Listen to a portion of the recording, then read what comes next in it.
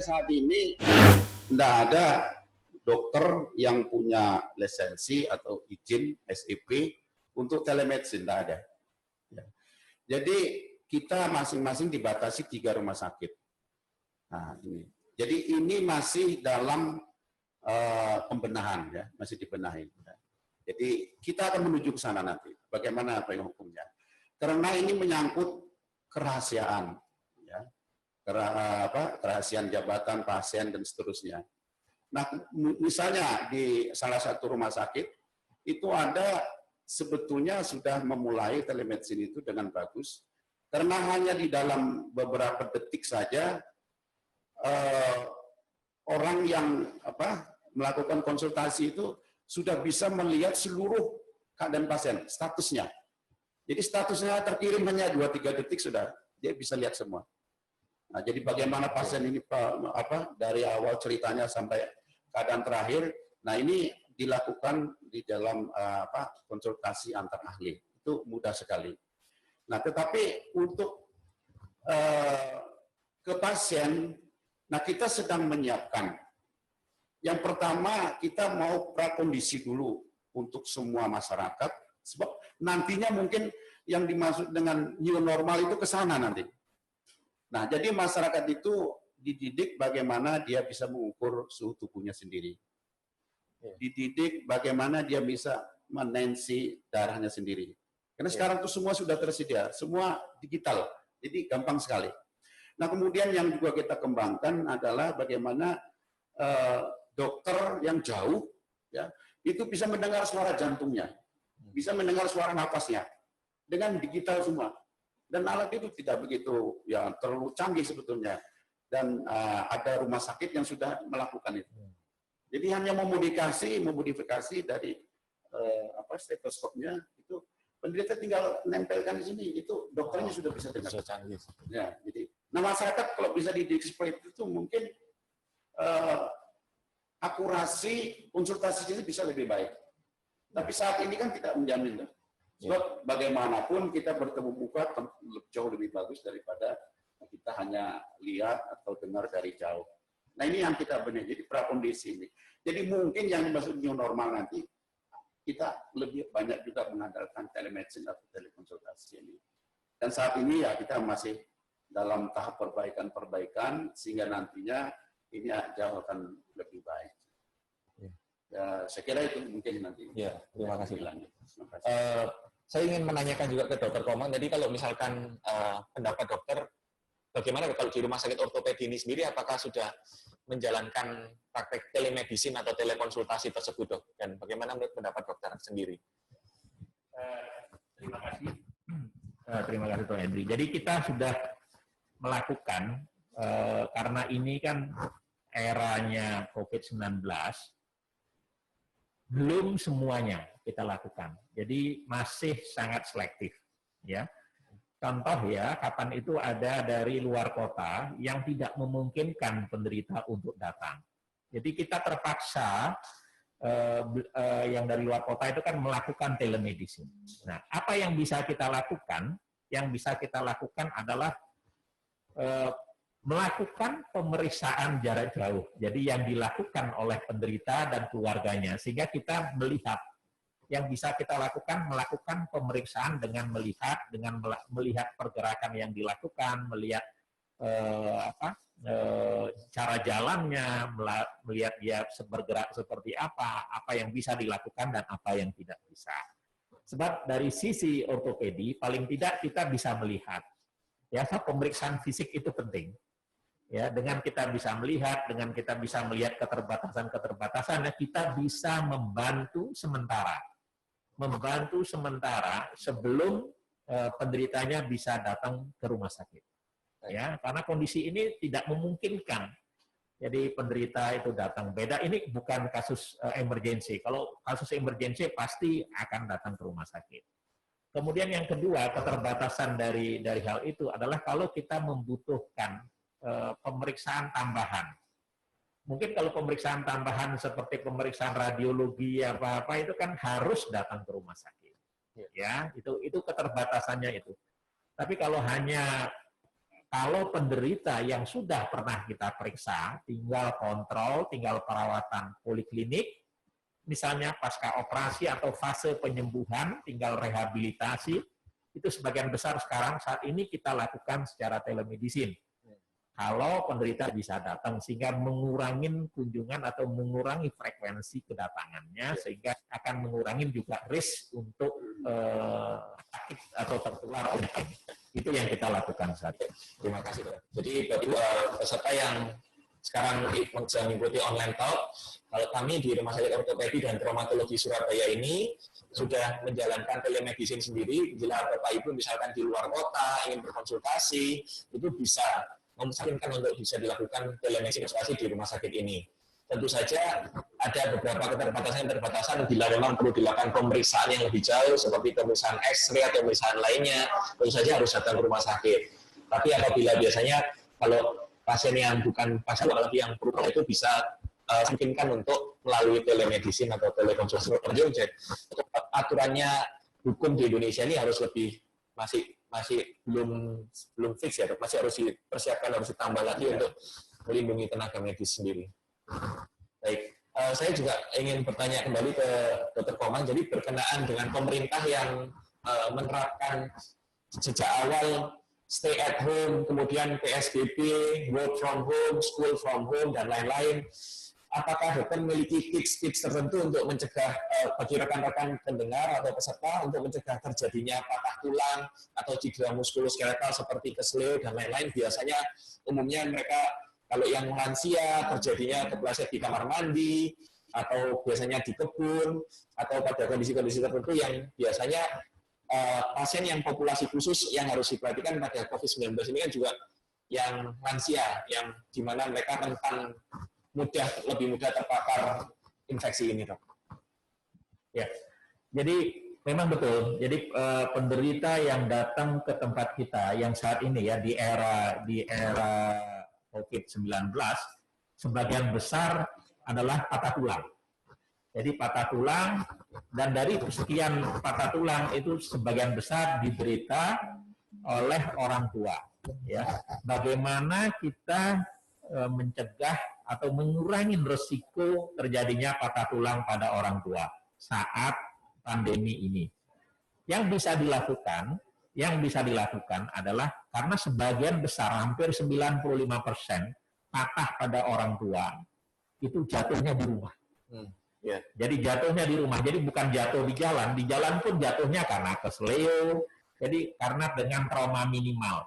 Nah di rumah sering hal-hal sepele, pada saat pergi ke kamar mandi, pada saat bangun tidur pagi, ya, terus keserimpet sama keset, keserimpet sama sandal, itu sering menyebabkan menyebabkan jatuh sehingga mengakibatkan patah. Nah, patah yang paling sering pada orang tua adalah pergelangan tangan, patah pada punggung, dan patah pada panggul. Ya. Nah, dari ketiga tempat patah itu, bagaimana cara menghindarinya di rumah? Selalu saya ingatkan, pastikan semuanya safe dulu pada saat bangun tidur pagi. Yang sering itu kesusu bangun karena tidak bisa nahan kalau mau buang air kecil, kemudian keserimpet. Itu satu. Kedua, kalau sudah terlalu lanjut usianya, harus ada yang menemani. Ya, harus ada yang menemani di rumah karena sebagian besar merasa masih umur 17 padahal sudah 71. Ya. Jadi itu yang perlu dipahami. Kemudian rumah-rumah yang tidak datar, jadi ada banyak undak-undakan, ada banyak step off itu rentan untuk penderita-penderita orang tua mengalami patah tulang. Jadi itu yang bisa dilakukan untuk mengurangi risiko terjadinya patah tulang. Karena sebagian besar sekarang kan diminta untuk tinggal di rumah. Justru di rumah itu jangan sampai patah. Nah, caranya seperti hal itu yang harus dilakukan. Itu saya kira tips-tips yang bisa dilakukan selama selama ada pandemi ini. Baik. Jadi utamanya pencegahan risiko terjadinya jatuh ya, Dok. Kalau selama di rumah itu harus hati-hati. Kalau yang sudah lanjut usia, tadi saya sampaikan Dr. Komang, ya harus berhati-hati saat berjalan. Kalau bisa ada yang mendampingi, caregiver-nya itu juga lebih baik lagi, atau yang daerah-daerah licin, daerah undak-undakan juga harus diwaspadai. Karena yang paling sering terjadi yang beliau tangani di rumah sakit, itu penyebabnya di rumah adalah seperti yang tadi sudah dijelaskan. Hanya sepele sebenarnya, keserimpet, kepleset, tapi itu sebenarnya bisa dicegah kalau misalkan kita tahu. Kita bisa mengetahui penyebabnya yang paling sering terjadi. Kalau saya ingin bertanya kepada Dr. Tanjung, Dok, tadi melanjutkan untuk yang stay at home. Bagi pendengar sekalian, Bapak dan Ibu sekalian, apakah ada tips juga untuk menjaga tulang ini tetap sehat, Dok, di masa pandemi? Karena kalau sudah stay at home ini, biasanya kan juga, waduh ini gimana ini, saya di rumah aja, mau keluar nanti, mau olahraga juga takut terinfeksi dari orang lain. Aman nggak kalau misalkan saya harus jogging, harus ke keliling rumah, harus keluar rumah kah, atau saya harus di dalam rumah, apa yang harus saya lakukan gitu kan? Ya, terima kasih. Mungkin sedikit saya tambahkan ya. Tadi kan ada disebut sudah Dokter Komang ya. Jadi tempat yang paling banyak jatuh itu yang pertama terutama orang tua ya. Setelah bangun tidur ya, kemudian ke kamar mandi. Kemudian trap-trapan ya. Jadi lantai itu di rumah tuh ada yang lebih rendah ya, jadi tidak datar semua. Jadi mungkin ada beberapa hal. Yang pertama untuk di kamar mandi itu supaya usahakan kamar mandi itu tetap bersih dan kering. Jadi ini ciri khas di Indonesia, biasanya kamar mandi itu sering basah ya. Kalau di luar negeri atau di tempat-tempat lain itu hampir selalu kering ya. Jadi ini sering kepleset di sana. Usahakan kamar mandi bersih dan kering, terutama kalau ada orang tua. Kemudian yang kedua, kalau ada itu tadi dikatakan trapan, itu sebaiknya ditaruh keset di bawahnya, sebagai tanda bahwa tidak sama tingginya. Nah, jangankan orang tua, ya kita sendiri kan sering terjadi seperti itu.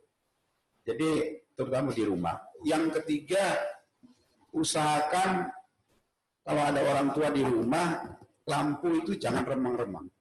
Jadi harus terutama di mana orang tuanya lewat ya, dari kamarnya ke kamar mandi atau dia ke kamar tengah, itu usahakan tidak gelap atau tidak remang-remang. Jadi tidak jelas lihat gitu loh. Nah ini. Kemudian mungkin satu hal lagi, bahwa menjaga kekuatan tulang. Ya, itu tadi dikatakan mungkin ada yang tanya tentang osteoporosis.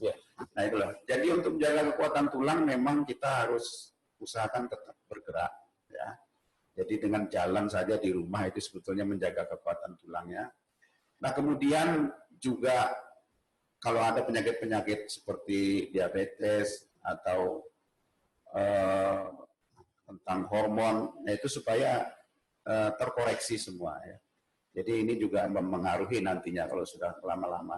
Kemudian asupan-asupan ya seperti ya vitamin, kalsium, vitamin D dan seterusnya.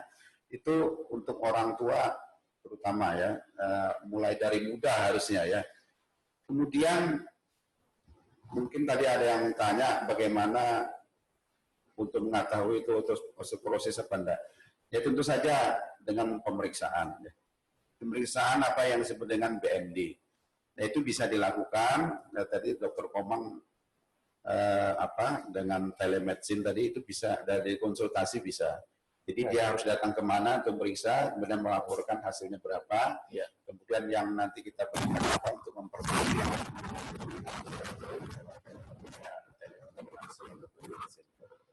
Jadi saya kira itu memperkuat tulangnya sendiri, kemudian hati-hati, yang tadi sudah jelas saya kira, mungkin saya hanya tadi menambahi beberapa ya poin-poin ya, terutama tentang penerangan ya. Baik. Ya. Jadi yang tadi tambahan dari Dr. Tanjung juga itu sangat penting. Intinya yaitu bagaimana supaya ini dicegah jangan sampai jatuh, diminimalisir risikonya jangan sampai lansia yang pada prinsipnya sudah mengalami otot atrofi, ototnya yang sudah lemah, kemudian kualitas tulangnya sudah menurun, refleks yang sudah berkurang. Biasanya kalau misalnya kita masih muda dengan kekuatan yang bagus, jatuh masih bisa nahan refleks pegangan. Yang orang tua ini biasanya refleksnya sudah berkurang. Jadi bagaimana kita meminimalisir risiko-risiko jatuh tadi yang sudah dijelaskan oleh Dr. Komang dan Dr. Tanjung. Tadi yang sudah dokter sempat lihat, yaitu ada pertanyaan ini dokter Tanjung dari peserta. Ada salah satu faktor risiko untuk terjadinya patah tulang adalah osteoporosis, dan itu biasanya menyerang orang tua. Untuk mengetahui bahwa kita osteoporosis, apakah ada tes khusus, dok? Kemudian, apakah tidak menutup kemungkinan osteoporosis ini menyerang usia yang muda, apalagi kalau misalkan kita WFH ini diam di rumah saja, apakah itu mempengaruhi kualitas tulang kita, gitu, dok? Dan kemudian ciri umumnya seperti apa, dok, kalau orang mengalami osteoporosis ini? Ya, terima kasih. Tadi sedikit sudah saya sampaikan, ada pemeriksaan disebut dengan BMI itu yang umum. Kemudian kalau yang di pasar secara radiologi bisa dikatakan sebetulnya, terutama jika massa tulang itu telah berkurang lebih dari 30% itu bisa kelihatan di radiologi. Nah, kemudian secara klinis itu bisa dilihat dari kontur badannya. Ya. Jadi kalau Bapak Ibu yang sudah sepuh, mungkin ingat tingginya dulu berapa waktu masih muda. Coba diukur sekarang. Ya kalau berkurang, jauh berkurang ya bisa sampai 5-6 cm berkurangnya, itu jelas itu sudah masuk dalam osteoporosis. Kemudian tulang belakangnya, ya tulang belakangnya itu kadang sudah mulai membungkuk atau mungkin bahkan apa disebut dengan skoliosis, jadi bukan hanya kifosis saja. Jadi itu menandakan bahwa dia mengalami osteoporosis. Selain tadi dikatakan nyeri, ya, tadi Dr. Komang juga sudah menyinggung, ya nyeri pada tulang belakang, nyeri pada pinggul, nyeri pada daerah pergelangan tangan, karena biasanya di daerah itulah osteoporosis lebih kelihatan, lebih jelas. Karena itu kalau jatuh ya 3 tempat itu biasanya yang mengalami cedera. Bahkan jatuh yang cedera yang dikatakan bahwa tidak ada kuat sebetulnya. Jadi dia jalan kakinya kesandung meja, itu sudah patah itu. Ya. Jadi kalau kita operasi itu enggak usah dijepit banyak, pakai tangan aja sudah ya, jadi kroposnya luar biasa, karena itu harus sangat hati-hati ya. Tadi sudah dijelaskan, baik Dr. Komang ya tadi sudah menjelaskan. Ya, terima kasih. Ya, terima kasih, dok. Mungkin dari Dr. Komang ada yang ingin ditambahkan, dok, mengenai hal ini, dok, osteoporosis dan berhubungan dengan ada 3 daerah yang rentan terhadap patah tulang: punggung, pinggul, dan pergelangan tangan. Ya. Kemudian yang sering di era pandemi begini, kalau dia patah, tadi ya selain harus mengikuti aturan umum, syarat-syarat umum untuk dilakukan tindakan, ya, dari 3 itu, kalau patahnya panggul, ya, itu pasti harus operasi. Ya. Harus operasi karena sakitnya bukan main. Nah, tinggal nanti syarat-syarat untuk dilakukan operasi memenuhi atau tidak. Ya, seperti aturan-aturan umum dan aturan-aturan khusus di era pandemi. Kalau itu memenuhi, kita lakukan tindakan operasi di rumah sakit ortopedi. Ya. Rata karena kita juga kecepatan operasi, lama rawat, rata-rata penderita hari ketiga harus sudah pulang. Ya. Paling lama hari kelima harus sudah pulang. Jadi harus sudah bisa pulang jalan. Ya, itu untuk patah tulang panggul. Ya, average-nya itu 3-5 hari. Ya. Yang paling tua di era kita, di era sekarang ini, kita paling tua 100 tahun. Ya, 100 tahun yang dari sendi panggul di sini. Kemudian untuk pergelangan dan punggung, misalnya untuk pergelangan tangan, kalau bisa kita tanpa operasi, jadi dibetulkan saja, pasang gauge, kita kerjakan itu. Sehingga penderitanya tidak perlu ngamar. Jadi langsung bisa datang pagi, sorenya sudah bisa pulang. Ya. Tapi kalau diharuskan memang harus operasi, nah syarat umum dan syarat khusus di era pandemi harus dipenuhi. Ya, sehingga penderita misalnya karena persiapan, penderita bisa menunggu di rumah. Pada hari operasi datang, besoknya pulang. Ya, itu untuk pergelangan. Nah, kemudian untuk punggung, kita bisa lakukan tindakan minimally invasif, itu biasanya karena sakit. Kalau tidak sakit, punggung karena retak, karena akibat kropos, biasanya kita nggak lakukan tindakan apa-apa, hanya pengobatan sakit dan fisioterapi dan korset untuk punggung. Tapi kalau tetap kesakitan, biasanya kita lakukan tindakan minimally invasif atau istilah di awam itu suntik semen. Ya, itu hanya butuh waktu 1 hari, tindakannya sekitar setengah jam 45 menit. Tapi karena pada umumnya orang usia lanjut, jadi dia harus ngamar 1 hari. Ya, persiapan umum dan persiapan khusus di era pandemi COVID-19 tetap berlaku sama. Jadi kalau memang rencana akan dilakukan tindakan, semua persyaratan harus terpenuhi dulu sehingga baru tindakan sehingga memberikan keamanan dan kenyamanan bagi pasien, keluarga, dan tenaga kesehatan. Itu yang kita lakukan selama ini. Terima kasih, dokter. Jadi jangan khawatir, jangan takut. Jadi kalau misalkan ada nenek, ada oma, opa di rumah yang kepleset misalkan, kemudian mengalami habis kepleset kok tidak bisa berdiri, itu saran kami jangan dibawa ke pijat.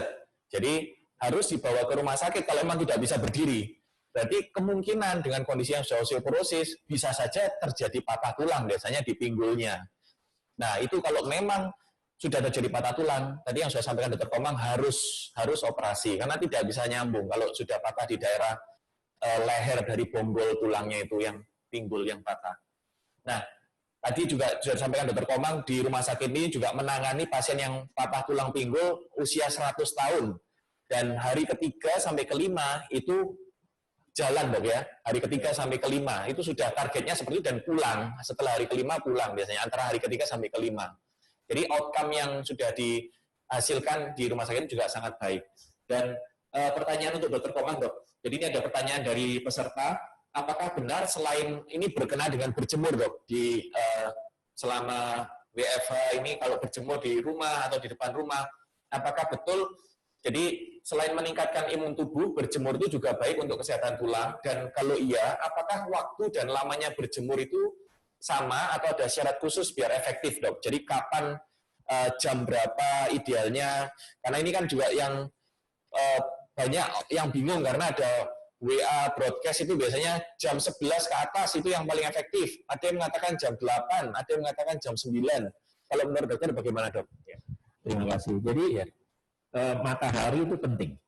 Matahari penting untuk kesehatan tulang kita. Kenapa penting? Karena fungsi dari matahari itu berjemur itu mengaktifkan vitamin D3 yang tidak aktif menjadi vitamin D3 yang aktif. Di mana itu letaknya? Karena dia letaknya di bawah kulit. Ya. Dengan dia menjadi aktif, dia akan membantu penyerapan kalsium. Kalsium itu diserap di usus. Dengan meningkatkan penyerapan kalsium, dia juga akan meningkatkan deposit kalsium pada tulang. Ya. Sehingga akan membantu menguatkan tulang. Ya. Sebab sebagian besar pada lansia atau penderita lansia yang sudah menopause, setelah 5 tahun menopause, setiap minggu itu kalau dia diam massa otot itu sudah turun 3%.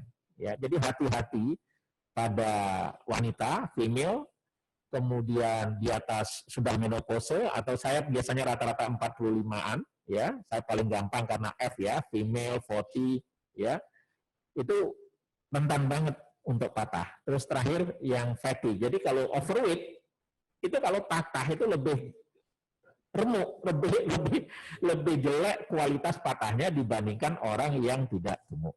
Ya. Kembali ke sinar matahari, paling cocok apa? Ya, banyak memang. Jadi lihat konteksnya bahwa sinar matahari ini penting. Ya, contoh orang Barat dia nggak punya matahari sebanyak kita. Ya, dia mungkin jam 11-nya dia tidak sepanas jam 11-nya kita. Kan berbeda. Dia terbitnya matahari mungkin baru muncul di jam 11 sehingga orang mengatakan jemurlah matahari di jam 11. Tapi jam 11 kita sudah kering. Coba berjemur di luar jam 11. Panas sekali, ya. Kalau saya bukan jamnya yang penting adalah matahari itu jam berapa di kita. Lihat di daerah itu tidak sama. Ya, kalau saya senang matahari terbit pagi hari, itu saya lakukan setengah jam. Ya, coba Anda bayangkan, sekarang kalau saya mau berjemur, saya pergi ke facial untuk kecantikan aja bayarnya mahal, nanti muka saya susah lagi kan, ya. Jadi sebenarnya sesuaikan dengan kondisi di daerahnya, karena tiap daerah itu matahari muncul pagi itu enggak sama, ya. Jadi rata-rata kalau saya lihat itu 6:30 di tempat saya di Surabaya itu sudah panas. 6:30 itu sudah panas. Dan kalau kita berjemur, kita mulai 6:30, setengah jam, jam 7 udah selesai, itu aja udah panas sekali. Ya, mungkin negara lain yang musim 4 musim, dia sampai jam 11 belum muncul mataharinya, sehingga dia mengatakan paling bagus yang jam 11, yang jam 10. Kalau saya lihat quality mataharinya untuk cocok untuk kita itu apa? Memang dibutuhkan, tapi jam itu disesuaikan dengan kondisi di daerahnya apa. Ya. 6 jam 7 gitu Setengah 7 sudah muncul. Setengah 7 sudah muncul. Setengah jam 7 sudah berhenti, udah panas sekali kalau saya lihat ya. Ya. Baik. Kemudian lagi kembali ke olahraga. Tadi saya lihat ada Dr. Tanjung sudah menyebutkan tentang olahraga. Jadi olahraga itu ada 2. Jadi low impact exercise dan high impact exercise. Pada era COVID, bisa nggak kita melakukan high impact exercise di rumah? Bisa, misalnya lari-lari kecil, treadmill, ya. Kemudian untuk orang usia lanjut bagaimana? Yang penting tetap bekerja, berjalan, dan bergerak. 3 itu, bekerja, berjalan, dan bergerak untuk orang usia lanjut. Nah, sekarang kalau nggak bisa jalan, olahragalah dari kursi roda. Bergeraklah semua sendi, semua otot sambil duduk di kursi roda, lakukan pergerakan. Kenapa? Karena dengan tetap bergerak akan memperbaiki kualitas otot. Kualitas otot yang bagus akan membuat tulangnya juga akan bagus. Itu ya. Ya, terima kasih dokter. Jadi tetap bergerak itu memang kita itu dilahirkan untuk bergerak. Kita memiliki sendi harus digerakkan untuk meningkatkan aliran darah, menjaga kualitas otot kita supaya tetap baik. Jadi bergerak itu nggak harus, waduh saya ini nggak bisa terlalu banyak bergerak. Saya ini di kursi roda pun bisa tetap bergerak. Jadi menggerakkan seluruh sendi-sendinya, kemudian kakinya seperti jalan di tempat dan lain-lain.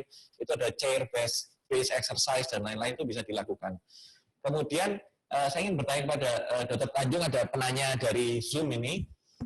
Jadi assalamualaikum, selamat pagi dok. Saya mau bertanya apakah rokok ini sangat berbahaya bagi penderita patah tulang? Ini sebenarnya kurang berhubungan, tapi mungkin bisa dijawab secara singkat dok. Semisal rokok 1 hari 1 batang, dan bagaimana dok menurut dokter pengaruh rokok terhadap penderita patah tulang dok? Ya, jadi salah satu faktor yang membuat osteoporosis itu adalah riwayat. Yang pertama alkohol, kemudian rokok, ya. Kemudian asupan kalsium yang sedikit, ya, mungkin tidak banyak, ya. Kemudian juga vitamin ya, vitamin B, vitamin C-nya kurang. Jadi mungkin dia banyak menghindari buah, sayur dan seterusnya. Itu akan mempengaruhi nantinya, mungkin tidak sekarang masih muda, tapi waktu tuanya dia akan jatuh ke dalam osteoporosis. Ya. Jadi karena biasanya osteoporosis itu kan setelah umur 30-40. Jadi setiap tahun itu 1% ya berkurang. Nah, nanti setelah 30%, maka klinisnya akan simptomnya akan keluar semua. Nah, jadi orang yang alkoholik, ya, kemudian rokok, kemudian ada penyakit-penyakit lain, underlying disease, maksudnya diabetes, tiroid dan sebagainya. Kemudian kalsiumnya memang kurang, ya. Paling banyak kalsium itu kalau makan minumnya ya susu, ya. Produk-produk susu, ya, susu, keju dan seterusnya. Nah, kalau itu kurang, maka dia akan mungkin belum 60, 50 aja sudah jatuh ke dalam osteoporosis, ya. Dan terutama tadi sudah dikatakan kalau wanita setelah mati haidnya. Ya. Jadi kalau laki osteoporosis itu ya 10-20 tahun molor, ya, jadi lebih tua. Nah, lebih tua. Ya, saya kira itu. Ya, dok. Terima kasih dokter. Jadi jawabannya iya, sangat mempengaruhi. Selain rokok juga tadi sudah sampaikan alkohol dan lain-lain, kualitas nutrisi itu banyak sekali yang mempengaruhi. Saya lanjut lagi karena ini cukup banyak pertanyaannya dari Zoom dan dari YouTube juga. Saya ingin menanyakan pada Dokter Komang, ini yang dari YouTube juga sebenarnya kurang berhubungan, tapi mungkin bisa dijawab singkat dok. Putus tulang kena mesin bisa disambung atau tidak dok? Kemudian yang kedua, kalau anak kecil mengalami patah tulang di jempol, apakah bisa, ini jempolnya kaki atau tangan ini ya?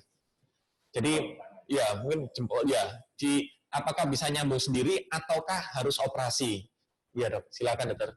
Ya, untuk pertanyaan pertama, jadi ada syarat-syarat khusus untuk jari yang putus kalau ingin disambung. Ya, tidak semua putus tulang kena mesin ini biasanya tangan, ya.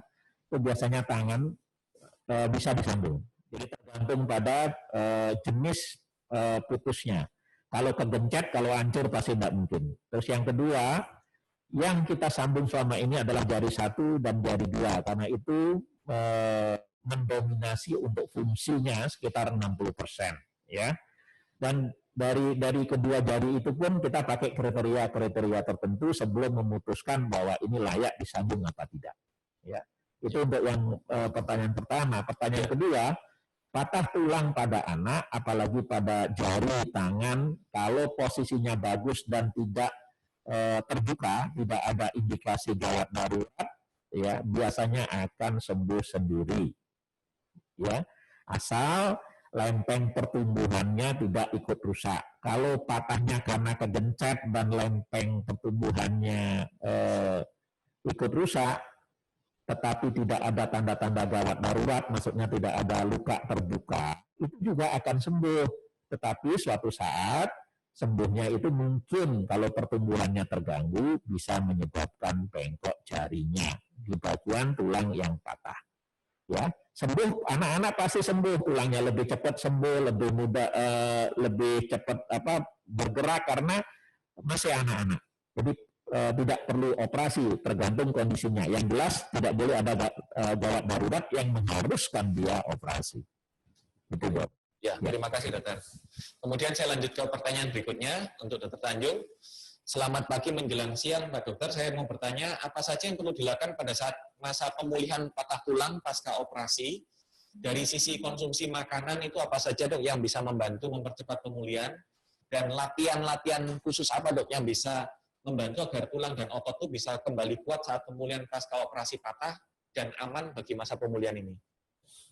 Ya, terima kasih, selamat pagi. Pertama untuk latihannya dulu ya. Ya. Itu tergantung ya. Ini patah tulangnya diapakan? Dipasang gips atau dioperasi ya. Prinsipnya sendi itu harus bergerak. Itu prinsip ya. Range of motion-nya harus sesuai ya. Jadi 1 minggu saja terutama orang tua, kalau sendi itu tidak bergerak, maka dia tidak akan bisa full range of motion-nya dalam waktu singkat. Perlu waktu untuk melatih ya. Jadi kalau di dalam gips tentu saja tidak bisa dilatih. Tapi yang dilatih adalah sekitarnya, baik di atasnya maupun di bawah gipsnya. Itu yang harus dilatih terus ya. Kemudian latihannya ada yang disebut dengan pasif, ada yang disebut dengan aktif, ada yang disebut kontraksi ya.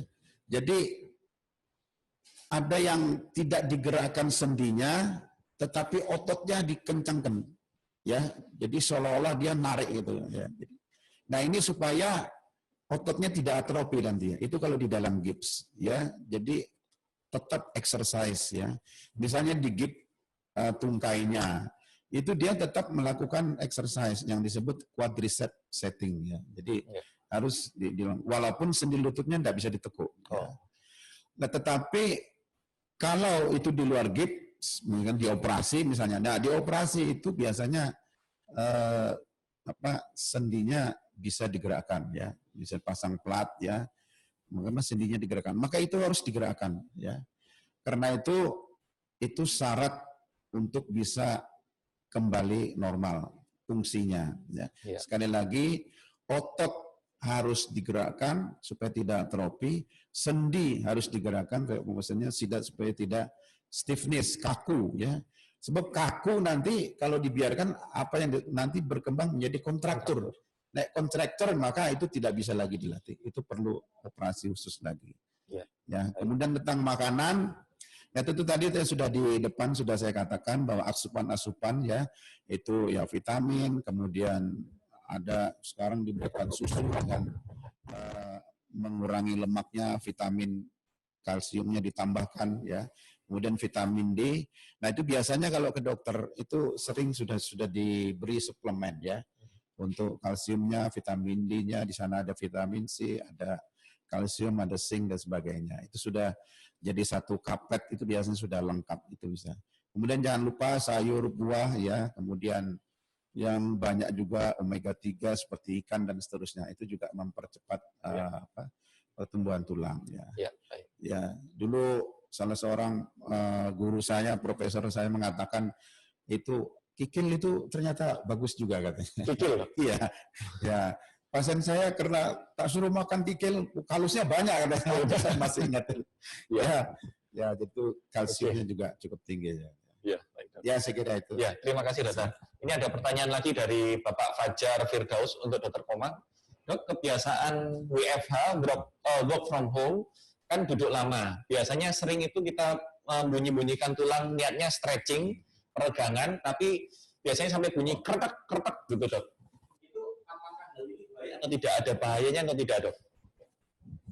Jadi bekerja dari rumah itu kan ada masa maksudnya masa duduk kita berapa lama. Sebaiknya 2 jam itu adalah masa maksimal Anda harus melakukan stretching. Ya, stretching yang dilakukan adalah stretching yang sesuai dengan gerakan sendi normal. Jadi kalau tulang punggung itu gerakan sendinya adalah bungkuk, degek ya, extension dan flexion, bungkuk dan degek, muter kanan, muter kiri, itu satu. Ya. Kemudian yang saya sering lihat orang-orang kalau pegel leher ya diputar kertak. Nah, kalau itu dilakukan berkali-kali dan melebihi capacity dari sendinya sendiri, keluar dari range of motionnya jalur yang harusnya normal, itu suatu saat akan bisa sakit. Yang kedua, kenapa? Over. Jadi melakukan pergerakan di luar gerakan fisiologis, di luar gerakan normal, itu lama-lama akan menyebabkan sakit. Yang tidak bisa dicegah oleh kita adalah umur. Jadi setiap tahun kita bertambah 1 tahun. Orang semua akan menjadi tua. Tapi bagaimana kita menjadi tua dengan sehat dan bahagia itu? Ya, kalau apalagi sekarang di era pandemi kita harus tetap sehat, harus tetap melakukan pergerakan. Ya, dengan bekerja di rumah, pergerakan apa yang masih dianggap normal? Ada semua pergerakan yang fisiologis, tidak melebihi kapasiti kemampuan dari tubuh kita. Ya. Itu yang dilakukan. Jangan misalnya usianya sudah 80, saya dulu hobi naik gunung, apa sekarang saya masih bisa naik gunung? Nah, kan sudah berubah pertanyaannya. Ya, itu mungkin bisa dilakukan pada usia 17, tidak pada usia 71. Jadi harus betul-betul pandai memilih olahraga menyesuaikan dengan kesehatan atau capacity-nya kita, umurnya kita, itu caranya. Ya baik, terima kasih dokter. Jadi ingat usia juga ya. Kalau misalkan usia itu juga olahraganya menyesuaikan usia gitu. Biasanya usianya bertambah, jiwanya itu masih 17 tahun, masih muda. Jadi pengennya aktif terus, hati-hati karena tulangnya kan sudah mulai, tulang sendinya kan juga sudah mulai bertambah usia, bertambah tua. Jadi biasanya ini pertanyaan yang baik karena biasanya banyak sekali yang menanyakan ini, membunyikan sendi kertak-kertak itu habis dibunyikan enak loh biasanya. Nah tadi Dokter Komang sudah jelas menjawab, itu membahayakan kalau misalkan kita kan tidak tahu apakah range gerak lingkup gerak sendi kita, misalkan contoh leher, itu sampai mana lingkup gerak sendi normal kita, biasanya apalagi yang awam, itu cukup membahayakan. Misalkan kita memaksakan diri krok itu terlalu melebihi range of motion dari sendi leher kita, bisa terjadi cedera di daerah sendi leher atau di daerah sendi yang lain, bisa kita membunyikan punggung, bawah atau jari-jari kita. Nah, kemudian ada pertanyaan lagi Dokter Komang dari Bu Maria. Selamat siang Dokter Komang, saya mau bertanya makanan dan obat-obat apa yang perlu dikonsumsi untuk menghindari penyakit nyeri sendi? Itu yang pertama. Dan yang kedua, jika kerap mengalami nyeri punggung dan pinggang, berpengaruh pada tulang atau tidak dokter? Jadi pertanyaannya untuk makanan, ya. Sebenarnya kan kebanyakan kelainan-kelainan pada sendi, sebagian besar itu disebabkan karena degeneratif usia kita. Ada faktor-faktor lain lah, faktor lain seperti infeksi, rematik atau inflamasi itu sedikit. Yang sebagian besar dialami oleh seseorang itu adalah karena proses faktor U. Jadi karena usia kita, karena kita bertambah tua. Kemudian yang kedua, ada genetik. Jadi memang kekuatan sendi kita itu tidak sama kayak orang lain. Ya. Sehingga kenapa kita lebih cepat aus sendinya, lebih gampang sakit dibandingkan orang lain. Ya. Memang cetakan dari sananya tidak sebagus orang lain. Sehingga ada kontrak, orang dikontrak sampai umur 100, dia masih bisa jalan-jalan ke mall sampai 100. Orang lain mungkin sampai 10 tahun. Nah itu genetik atau sudah di alarmnya, di setel di situ, kamu cuma bisa sampai umur 10. Yang lain sampai umur 100, ya itu genetik. Memang quality dari sendi kita tidak bagus. Ya. Tapi di lain, selain itu ada faktor umur. Ya. Nah apa yang bisa kita lakukan sebenarnya supaya ausnya atau degenerasinya atau ausnya sendi ini lebih lambat sehingga tidak gampang sakit. Ya. Contoh, sendi itu kan bukan hanya sendi saja, ada di luarnya ada otot. Otot yang melekat yang membuat sendi itu stabil. Jadi otot itu harus bagus. Tadi Dr. Tanjung sudah menjelaskan, harus dilatih ototnya. Bisa latihan otot punggung, bisa latihan otot pinggang, bisa latihan otot paha, bisa latihan otot bahu. Yang sering sakit kan punggung, lutut, bahu. Kalau itu dilatih secara rutin, tetap bergerak, tetap latihan otot, 80% itu akan minimal sekali sakitnya dibandingkan orang yang tidak pernah latihan. Kemudian yang kedua, faktor eksternal. Misalnya tadi saya sebutkan body weight, berat badan. Berat badan itu mempercepat ausnya sendi. Karena kenapa? Kalau dulu waktu muda berat badannya cuma 50. Nah sekarang menjadi 100 atau menjadi 80 lah, ketambahan 30 kilo. Ya. Dengan ketambahan 30 kilo, kaki kita kan tetap 2, enggak jadi 4. Nah, beban yang harus disangga 80, pasti tetap aus, tetap cepat lebih rusak. Sama lah kayak mobil, jadi bannya akan lebih cepat aus, mesinnya akan lebih cepat rusak karena beban yang diberikan melebihi kapasitas dia mampu menahan beban. Ya. Itu dari sisi kalau saya kira makanan itu makanan yang banyak mengandung antioksidan ya, vitamin E, vitamin C itu memang memperlambat proses degenerasi ya. Tapi yang lebih penting juga dilakukan adalah melatih otot-ototnya. Jadi tetap melakukan pergerakan. Jadi bergerak itu menunjukkan kita hidup. Hidup itu harus bergerak. Jadi harus selalu melakukan pergerakan. Ya, itu kira-kira jawaban saya. Ya, baik. Ya, begitu ya, Bu Maria, sudah terjawab. Ini sebenarnya masih ada banyak pertanyaan, tapi kita mengalami juga keterbatasan waktu, sudah 1 jam lebih. Dan saya juga ingin menginfokan juga, jadi banyak juga pasien yang mau datang ke rumah sakit ortopedi, biasanya menanyakan, aman atau tidak sih kalau misalkan saya mau datang ke rumah sakit ortopedi dan traumatologi Surabaya di tengah situasi yang pandemi ini. Jadi perlu kami infokan bahwa rumah sakit ortopedi ini adalah rumah sakit khusus tulang, sendi, dan yang memang untuk tulang dan sendi dan jaringan sekitarnya untuk kasus ortopedi. Dan RSOT ini bukan, rumah sakit ortopedi ini bukan merupakan rumah sakit rujukan COVID-19. Jadi kami tidak merawat pasien COVID-19.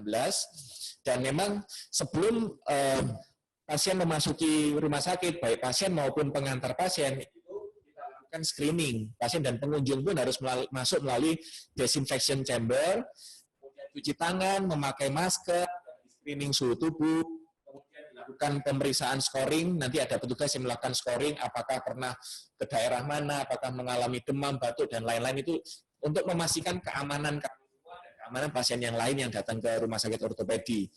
Nah, juga poliklinik ortopedi dan rehab medik, rehabilitasi medik masih buka, kami masih melayani setiap hari. Demikian juga dengan instalasi gawat darurat, bagian farmasi, radiologi, dan ambulans itu standby 24 jam dari Rumah Sakit Ortopedi dan Traumatologi. Oke, ini ada mungkin satu pertanyaan terakhir untuk Dr. Tanjung, Dok. Ini nanti pertanyaan yang lainnya bisa nanti disampaikan lewat IG atau bisa di-emailkan ke Rumah Sakit Ortopedi.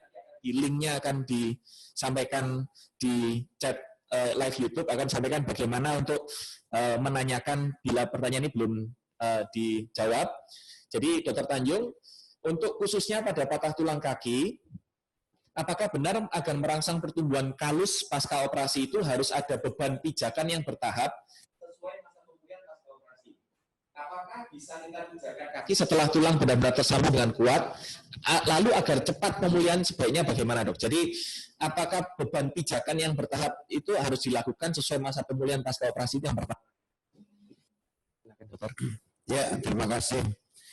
Jadi tadi dikatakan bahwa memijak ya itu akibatnya apa? Tulang. Memang untuk menyambung tulang itu harus tulang yang patah ada kompresi ya, jadi saling menekan begitu. Itu yang pertama yang harus diingat. Terus yang kedua, kalau tulang itu patah, memang prinsip kita perlu tulang itu perlu kompresi supaya dia menyambung ya. Tetapi kalau itu dilakukan operasi, misalnya pakai plat ya, tadi tidak disebutkan operasi yang bagaimana ya, pakai plat, maka biasanya plat itu didesain sedemikian rupa sehingga dia tanpa menginjak pun dia sudah kompresi sebetulnya. Jadi auto compression ya. Jadi dengan pasang plat itu maka dia kompresi sudah. Jadi tidak diperlukan lagi untuk menginjak.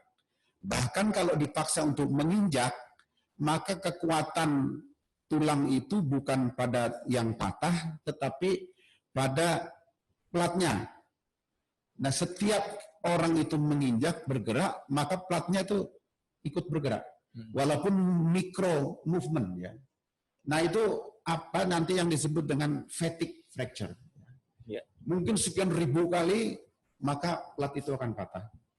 Nah, karena itu menunggu dulu sampai tulang itu mulai menyambung. Jadi sebagian beban itu ada di tulang, sebagian kecil ada di plat.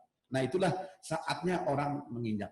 Ini sembuh akan lebih cepat. Ya. Nah, kemudian ada plat khusus lagi yang memang bisa untuk kompresi. Tapi sekarang sudah jarang dipakai. Dulu waktu kita pendidikan itu sering pakai itu. Ya. Jadi, kemudian pasang gip misalnya. Kalau di gip itu juga gipnya macam-macam. Ada yang disebut dengan PTB ya,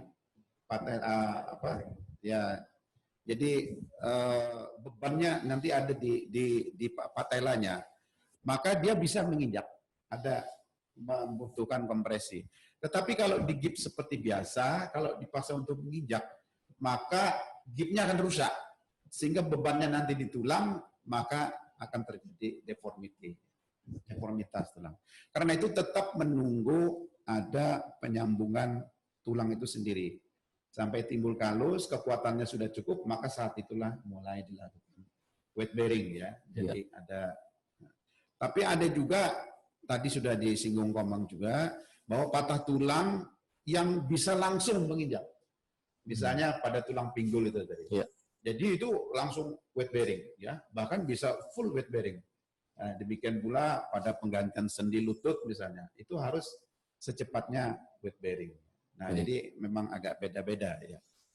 Baik, mungkin itu. Ya, terima kasih Dokter. Terima kasih. Ya, kita sudah sangat jelas ya. Tadi Bapak Azan Ahmad sudah dijawab oleh Dokter Tanjung. Jadi demikian kalau masa pandemi ini kita harus tetap menjaga kesehatan tulang, mencegah risiko jatuh, terutama juga untuk lansia di rumah.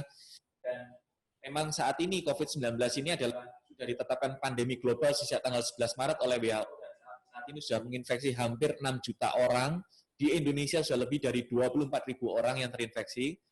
Dan demam dan batuk itu gejala yang paling umum. Tapi jangan lupa ada juga orang-orang yang tanpa gejala yang masih merasa sehat, tapi sebenarnya sudah terinfeksi. Itu yang bahaya. Jadi asimptomatik orang yang bisa menularkan ke orang lain. Tetap harus hati-hati. Teknik dengan mitigasi risiko seperti mencuci tangan, physical distancing itu harus dilakukan secara ditingkat. Nantinya yang akan disebut dengan new normal life. Meskipun saat ini untuk syarat new normal life itu kita masih belum siap karena ada 4 syarat untuk new normal life yang belum bisa terpenuhi di Indonesia. Nah, hati-hati juga karena menurut pandemi yang sebelumnya terjadi pada saat Spanish flu dan pada tahun 2003 SARS yang pertama itu hati-hati ada gelombang yang kedua. Jadi ada second wave itu terjadi pada saat biasanya orang sudah mulai, oh ini sudah curve-nya mulai turun, grafiknya sudah mulai berkurang yang sakit, ini sudah mulai. Hati-hati justru di situ nanti kita lengah, bisa terjadi peningkatan yang lebih tajam lagi untuk penderita yang terinfeksi. Mungkin dari Dr. Komang dan Dr. Tanjung ada penutup kesimpulan dari Dr. Komang, Dok, ada yang perlu ditambahkan, Dok? Saya kira yang perlu saya tambahkan, maksudnya kalau Mic-nya tidak perlu ragu kalau memang harus diperlukan untuk pergi berobat, ya. Ya. Jadi apalagi kalau itu menyangkut gawat darurat. Jadi jangan justru dengan dibiarkan di rumah malah timbul kelainan atau penyakit-penyakit lain. Saya kira itu pesan saya. Ya, terima kasih. Dari Dr. Tanjung, Dok, mungkin ada penutup, Dok, sebelum kita selesai. Ya, jadi saya kira dengan adanya pandemi ini, maka yang patah tulang ya akan lebih mahal, lebih sulit.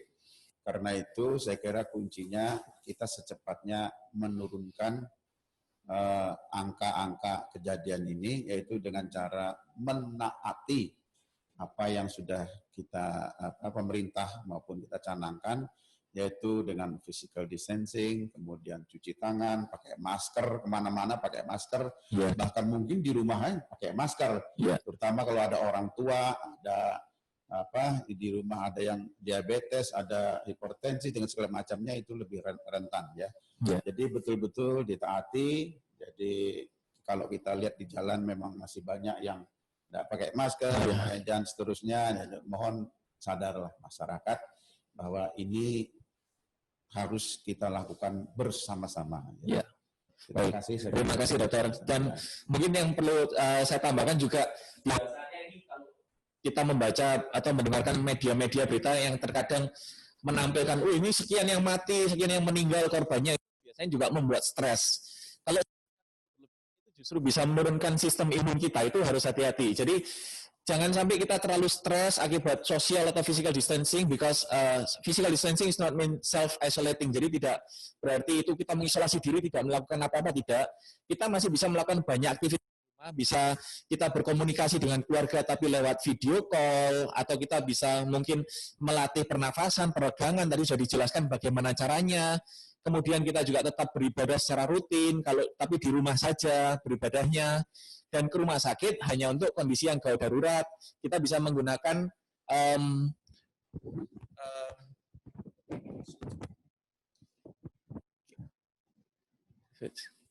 kita bisa menggunakan jadi kita bisa menggunakan fasilitas telekonsultasi atau telemedicine yang di mana rumah sakit ortopedi sudah melakukan itu, bisa nanti ditanyakan di bagian tim marketing dan di bagian ada kontaknya kami, email dan Instagram, Facebook, bagaimana untuk prosedur telekonsultasinya.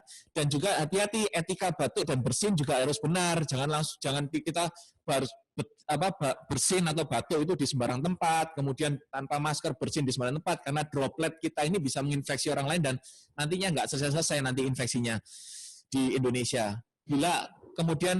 Bila kita memerlukan pemeriksaan jari karena sakit yang tidak dapat ditahan atau waktunya kontrol, jangan takut untuk datang ke Rumah Sakit Ortopedi dan Traumatologi Surabaya. Karena kami selalu mengedepankan mutu dan keselamatan pasien atau pengunjung juga. Semua kita utamakan seperti itu.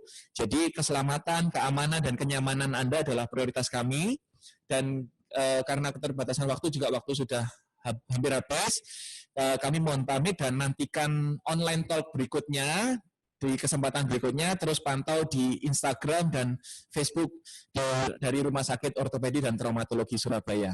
Baik, sekian. Terima kasih untuk partisipasinya. Selamat siang. Terima kasih Dr. Komang. Terima kasih Dr. Tanjung. Selamat siang.